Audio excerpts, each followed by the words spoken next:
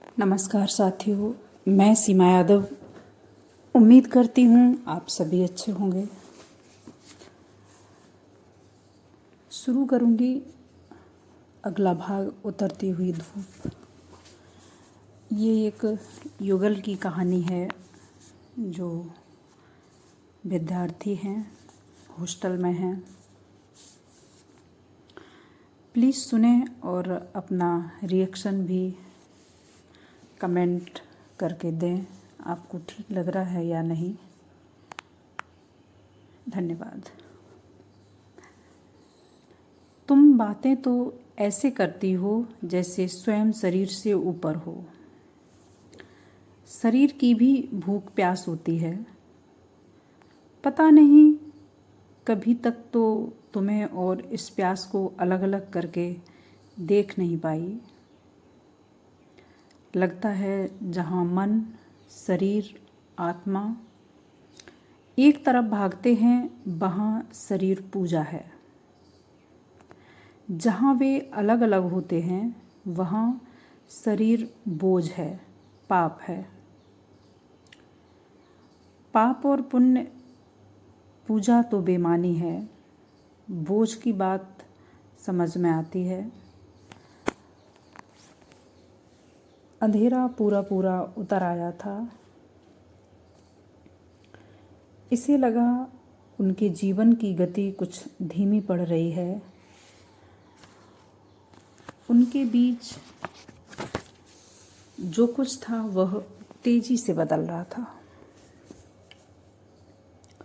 हालांकि अभी कुछ हुआ नहीं था और न निकट भविष्य में ही कुछ होने वाला था, पर जो आने वाला था उनके बीच थोड़ा थोड़ा उगना शुरू हो गया था। ये अनायास ही एक छोटी सी दीवार जैसी उगने लगी थी। और गर्मियों के बारे में क्या सोचा, उसने पूछ लिया। सोचता हूँ यहीं रुक जाऊँ, घर जाकर ही क्या करूँगा। वैसे भी कुछ महसूस नहीं होता कि मेरा घर भी है। हॉस्टल तो खुलेगा ही, वहीं रुको और कंपटीशन की तैयारी करो।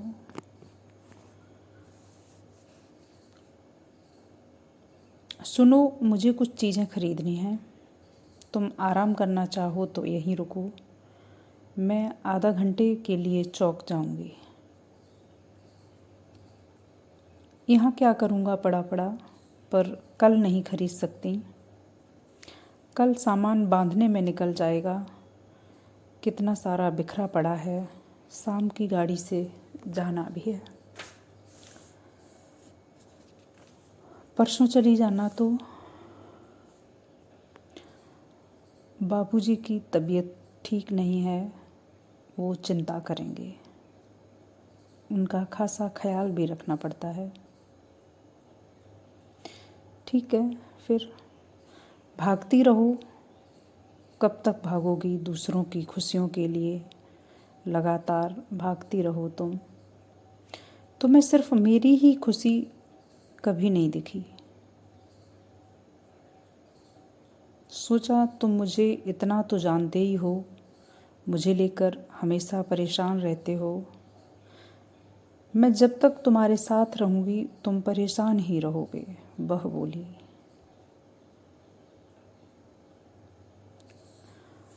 और उठकर बाजार के लिए तैयार होने लगी।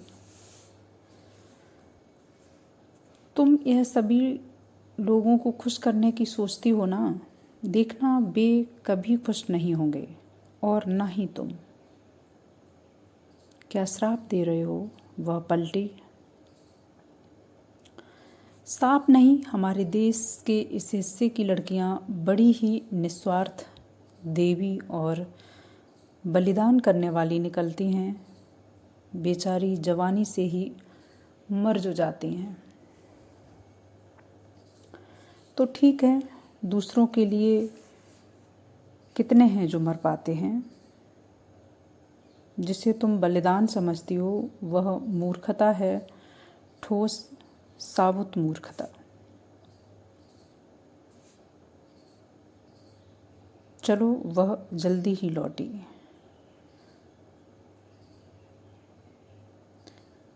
ये सब किसी और के लिए रखो, मेरे लिए भी कोई और कुछ करने का मत सोचो। मेरे स्वर में थोड़ी कटुता थी।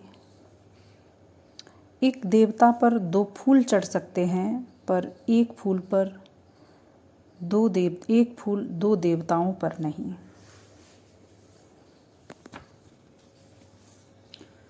मुझे वह किसी घटिया फिल्म या बदनाम किताब का कोई फड़कता हुआ जुमला सा लगा।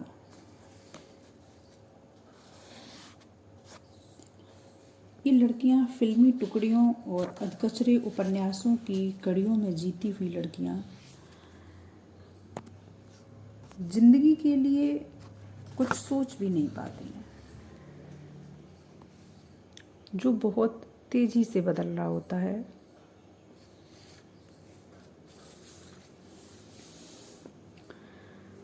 वह क्या शादी नहीं करेगी? उसके सिवा उसका समर्पण किसी और को नहीं मिलेगा। कहीं और विवाह के बाद भी वह इससे यही संबंध बनाए रखने की सोचती है क्या? यह रहस्यात्मक भाषावली छोड़कर कुछ साफ साफ और सीधा सोचना शुरू करो।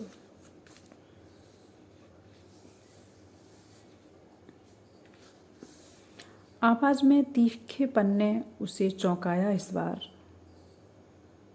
एक पल को उसकी आंखें उठीं, पर वह फिर अपने आप में डूब गई। जैसे उसका आत्मविश्वास उतना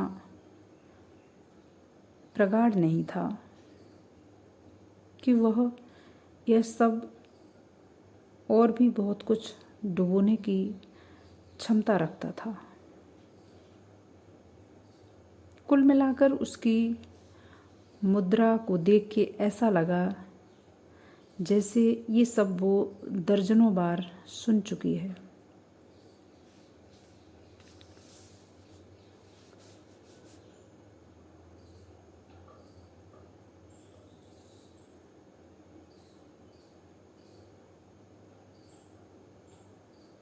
इस बार ही नहीं, पहले भी अक्सर महसूस किया था कि उसे बदल सकना तो दूर, समझ सकना भी काफ़ी मुश्किल काम है। एक सीमा के आगे जाने से वह इनकार कर बैठती अड़ियल किस्म की है। एक बिंदु पर उसके आगे अगर कुछ था तो विश्वास ही विश्वास। वह जो कुछ कर रही उससे भी ज़्यादा हो रहा है। वह शायद विश्वास भी नहीं था। यह उसकी माँ थी, उसकी नानी, परनानी और बहुत सी पुरानी स्त्रियां थी जो बस ऐसे ही सामने टुकुर टुकुर देखते रहना जानती थी। वह सब जो होता रहा है और जो होगा और जो आकर उन्हें थपेड़े मारेगा, वे यही टुकटुकी निगाह से अपनी लड़की में बसाकर एक शाम बह जाएंगी, डूब जाएंगी उसी सागर में जिसे ता जिंदगी उन निगाहों से देखती रही थी। अब उस लड़की की बारी होगी। हो सकता है इस तरफ की इन लड़कियों में आखिर कभी कुछ परिवर्तन आए, पर उसमें कुछ भी नहीं होना था, यह तो साफ था। उससे मारपीट कर शादी कर डाली जाए, कहाँ जाएगी? बाद में माँ बाप भी ठीक हो जाएंगे, पर तब वह नहीं रहेगी।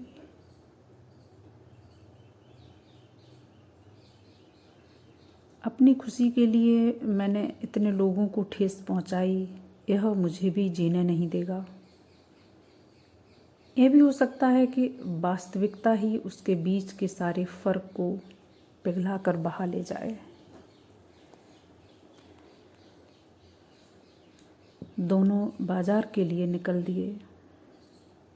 बाजार में उसने ढेरों चीज़ें खरीदी।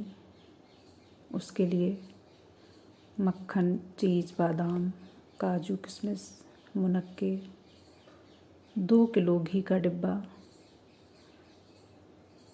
फिर कुछ कपड़े भी, बच्चों के कपड़े। घर में हर छोटे के लिए कुछ न कुछ। उसकी स्थिति में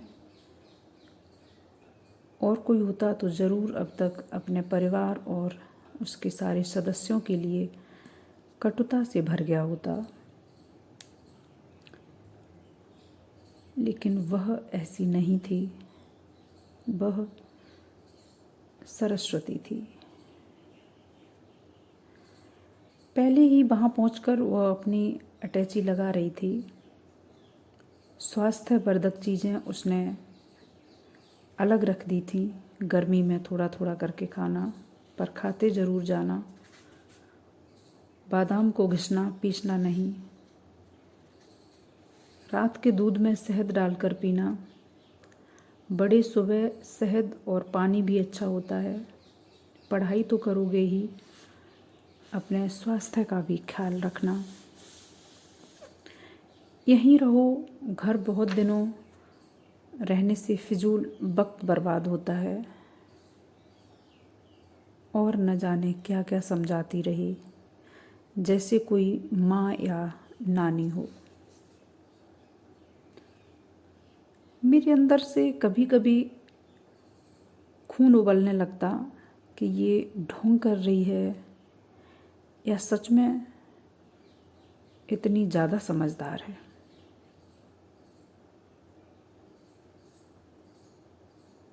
मैंने कहा, ये सारी चीज़ें जो रख रही हो, जब ये ख़त्म हो जाएंगी तो फिर क्या करूँगा मैं? उसने बोला, मुझे फिर लिख भेजना, मैं आ जाऊँगी।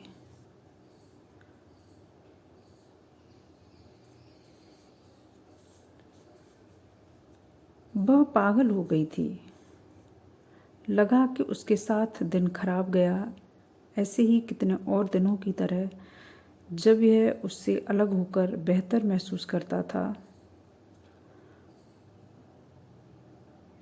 प्यार के उस चरम स्तर पर ही तो जिंदगी नहीं बिताई जा सकती, और इन चरम क्षणों को काट दें तो फिर क्या फ़र्क पड़ता है। इसके साथ नहीं, किसी और के साथ रहना है।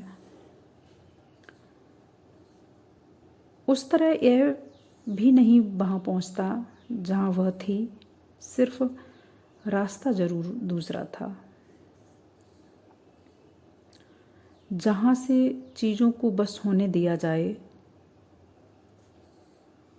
किसी से कुछ फ़र्क नहीं पड़ता। दोनों ने खाना मंगाया और खाया। वह एक ही प्लेट में खाना लगाने लगी। लो खाओ। पहला निवाला उसके मुंह की तरफ ले जाते हुए उसने कहा, और तुम? मैं भी इसी में खा लूँगी। क्यों? एक और वह इसे खिलाती फिर खुद खाती। वह थोड़ा अनमना होकर खा रहा था। कुछ दिनों पहले मैस का खाना, उसके साथ यह खाना, कुछ भी फर्क हुआ नहीं लगता था। यह जो प्यार मुझ पर उड़ेल रही हो, अब आगे कितने दिनों तक चलेगा?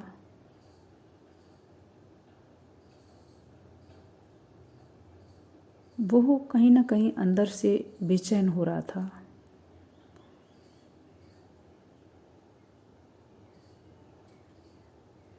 होली की उस शाम जब उसने पहली बार अपने हाथों से इसे खिलाया था, यह कितना बेताबी से उसकी उंगलियों को होठों से छूने का इंतज़ार करता रहा। बूंदी का प्रसाद जो पहाड़ पर उसने खिलाया था, उसकी एक एक उंगली भी चाट रहा था।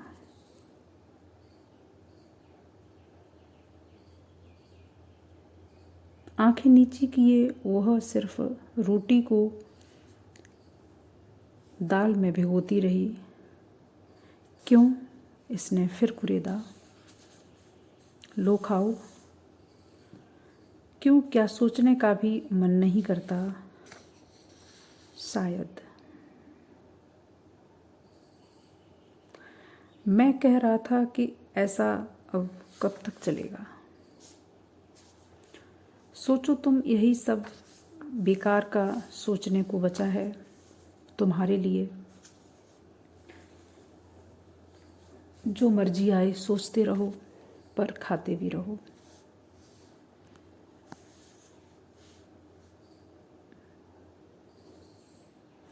खाना जैसे और सब बातों से ज़्यादा महत्व का है, एक तरह से था भी। वह क्योंकि खाना सामने था और सब बातें पीछे थीं। जो हुआ था वह तो सिर्फ इतना था कि हम एमए करके यूनिवर्सिटी से बाहर चले जाएंगे और ये सब पीछे छूट जाएगा। वो भी छूट रही थी।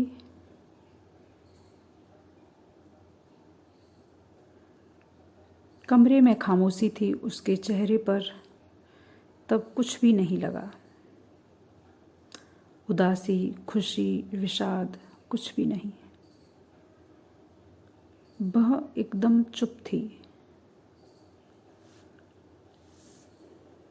अचानक से बोली, सुनो, पैलेस में दिल अपना प्रीत पराई, लगा है चलोगे?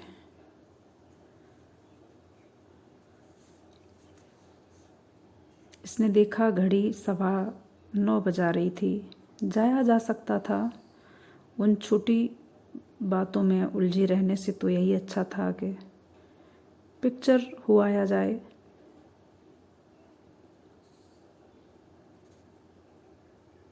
चलो, लेकिन यहीं क्यों? क्या अपनी समस्या सुलझाने जा रही हो?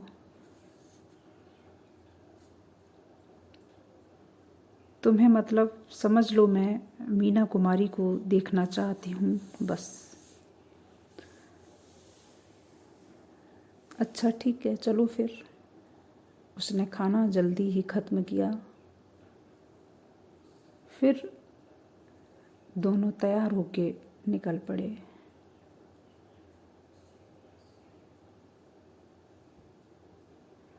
उसका चेहरा फिर उदास हो आया, पर जल्दी ही उसने खुद को संभाल लिया। देखो, थोड़ी देर को बाहर जाओगे? कपड़े बदल लूँ? ज़रूर। यह बाहर निकलकर गैलरी की रेलिंग पर हाथ टेक कर खड़ा हो गया। नीचे रोशनी ही रोशनी थी और ऊपर के अंधेरे में सुरक्षित यह बड़े आराम से नीचे का जो रेला जा रहा था उसे देख रहा था।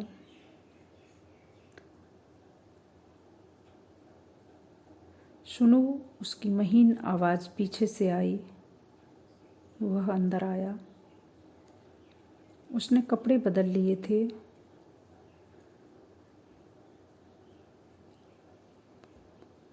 वह उसे पिघलती हुई आंखों से देख रही थी। जब भी कहीं जाते, तैयार होकर वह खड़ी होती।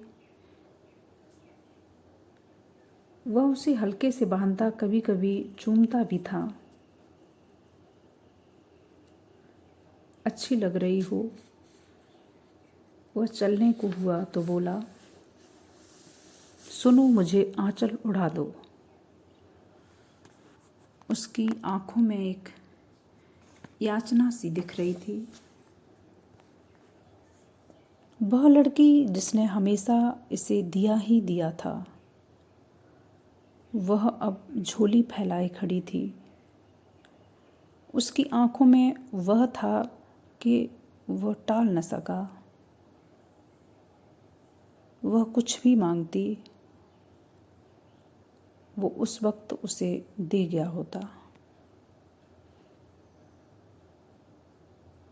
उसने साड़ी का पल्ला उसके सर पर डाला। उसका चेहरा उसी क्षण एकदम बदल गया।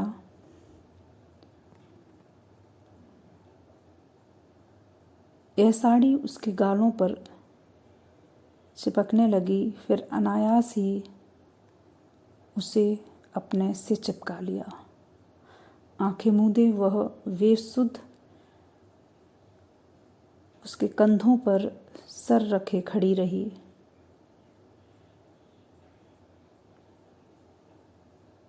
कुछ सुकून सा ढूंढ रही थी।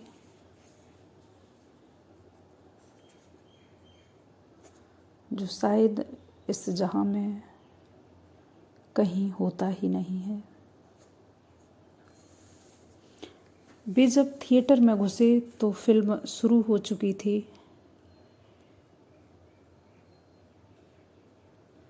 शीश ए दिल इतना न उछालो गाना चल रहा था।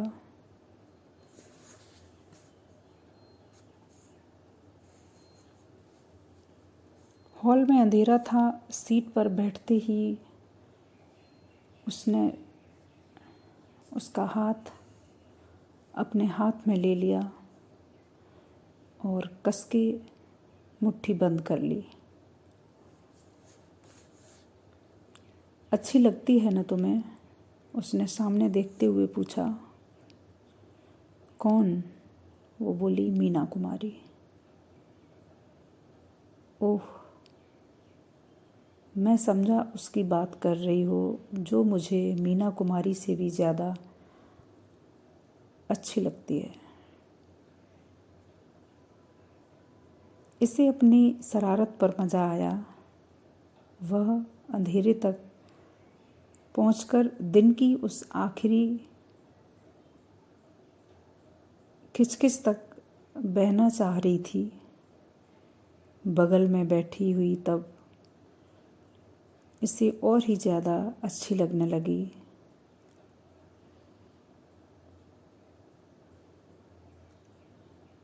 उसे वो ऐसे नज़र भर के देख रही थी मानो दुनिया में उससे कोई खूबसूरत मर्द है ही नहीं।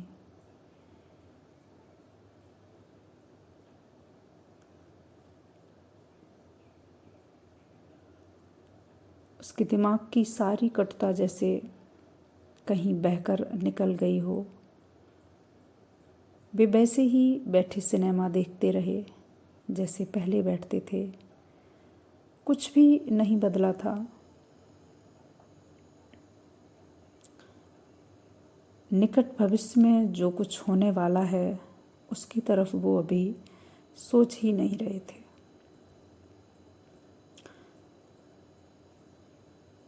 उन दो हाथों के बीच पसीने की रसीली बूंदों के पतले पतले तार से खिंच रहे थे, लेकिन छोड़ना एक भी नहीं चाह रहे थे।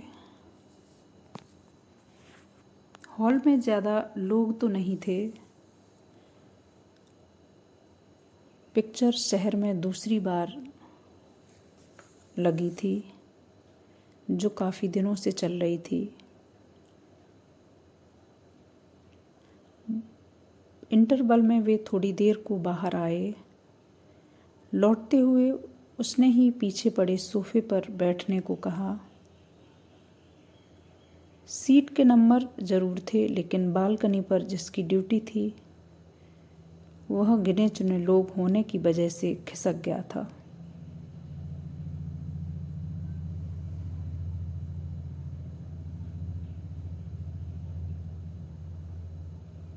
वे सबसे पीछे पड़े एक काउच पर बैठ गए।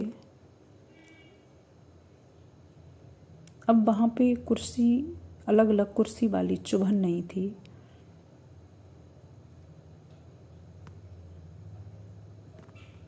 वह सोफ़ा एक बड़ा काउच था नीचे काफ़ी धंसता हुआ। दोनों एकदम सटकर बैठ गए, मानो कंधे से लेकर पैर तक उनका सब कुछ चिपका हुआ था। तुम तो बस पिक्चर देखने में मस्त हो, मेरा ही ख्याल किया करो, उसने शिकायत की। मैं सोच रही थी इस तरह तुम्हारे साथ इस सिंहासन पर बैठे मैं कोई महारानी लग रही हूँ, तो क्या नहीं हो? उसके मुंह से हल्के से निकल गया। उसे हिलाने में या कहने में जोर का रोना सा आ रहा था, जैसे वह ख्याल ही कितना मुलायम था कि उसे छूते ही मन थोड़ा दुखी हो गया।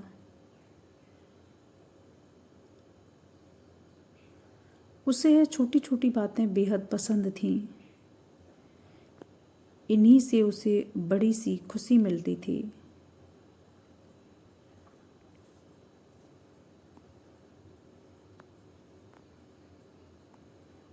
एक दिन वो दोनों अपनी चचेरी बहन के यहाँ से साइकिल लेके दोनों घूमने के लिए निकले थे। वह आगे बैठी थी।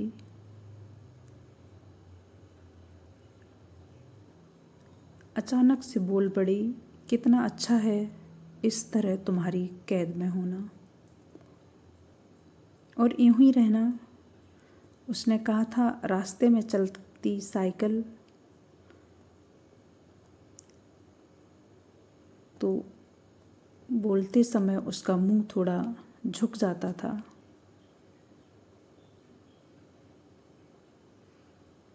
वो कह रही थी कि काश जिंदगी यहीं थम जाए और मैं पूरी जिंदगी इसी तरह तुम्हारी बाहों में कैद हो जाऊं।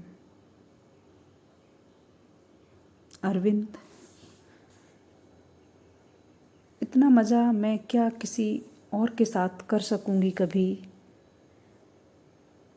उसने ज़मीन से उठते हुए कहा, क्योंकि उतरते उतरते उसने साइकिल को ज़मीन पर पटक दिया था।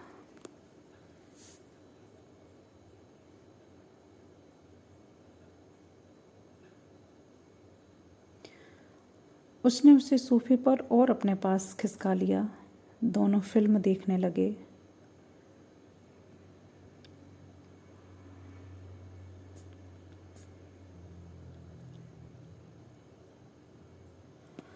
उसे आज फिल्म नहीं भा रही थी।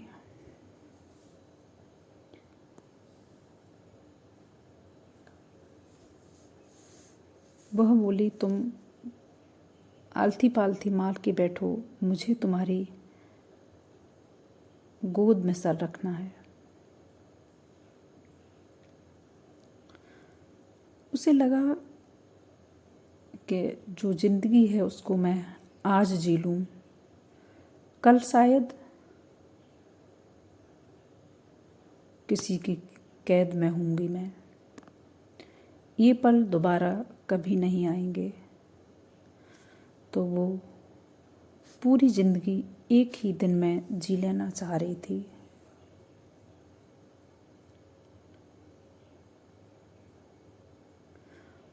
उसे वो शहर की सारी गलियां, सड़कें पुरानी अपनी अपनी सी लग रही थीं, जिन्हें वह कुछ वक्त बाद छोड़ के जाने वाली थी।